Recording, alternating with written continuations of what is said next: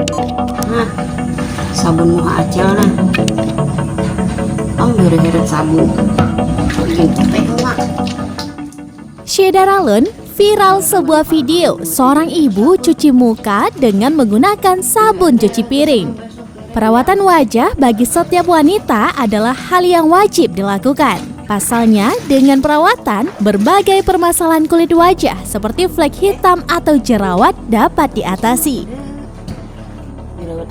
Tidak heran jika para wanita rela merogoh kocek yang banyak untuk biaya skincare. Namun, rupanya hal ini tidak berlaku bagi seorang ibu yang tengah viral ini.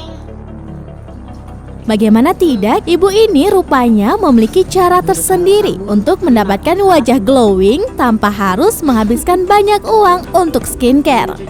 Siapa sangka sang ibu ternyata membersihkan wajahnya dengan menggunakan sabun cuci piring.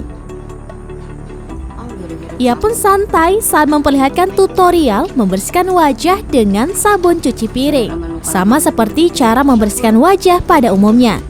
Dengan cepat, video TikTok ibu tersebut viral di media sosial. Bahkan sudah lebih dari 3,2 juta orang yang melihat videonya. Namun tak sedikit warganet yang menyayangkan sikap sang ibu memakai sabun cuci piring untuk wajah.